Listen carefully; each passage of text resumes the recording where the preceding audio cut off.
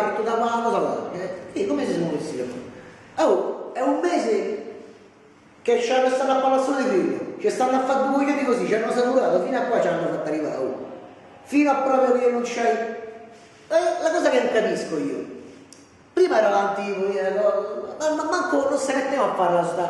Io la cosa che voglio dire è che pare che c'è stato il governo, pare che è capito, pare che è colpa sua. Allora dico, ma loro possono dire pure quello che cazzo gli pare, ma pure noi, scusa, capisco la cosa, ma lo sai qual è il fatto? Lo sai perché la cosa che ci fa cazzare? Che ci hanno fatto fare una fila di merda questi qua. È così, raga, è questo, perché abbiamo fatto come cosa? Come il silenzio di Tartari, il deserto di Tartari. Che cosa? Quello sta là, aspetta un giorno, 2 giorni, 3 giorni, 4 giorni, dice magari succede qualcosa, succederà, e poi niente, cazzo, è vera sta cosa. E invece questi qua, Mollichella, che parlano Scientology, e così, oh. E purtroppo è il partito di secchioni, e un pochetto ti fa un po' così, capito? Ti fa un po' rosicare sta cosa, dice scusa, noi dove cazzo siamo finiti? E noi purtroppo, regà, c'abbiamo pure colpe nostre, ma dico noi se è giusto? E Stretto di TV se siamo scordati. E poi andare a fare i comunisti in Chiapas, ho capito la cosa, però non basta. Allora che tocca dire?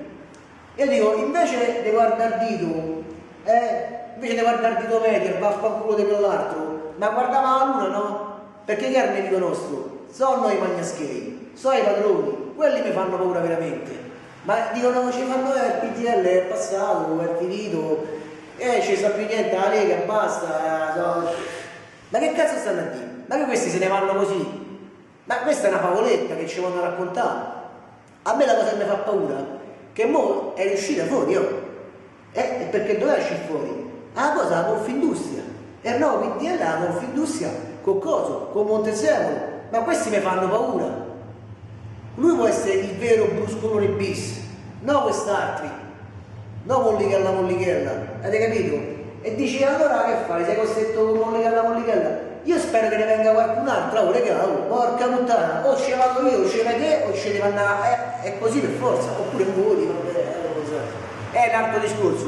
E io sai uno che mi piacerebbe Landini, quello dei dati, oh, quello almeno sarebbe un altro passo, è giusto? E questo è tutto? Basta.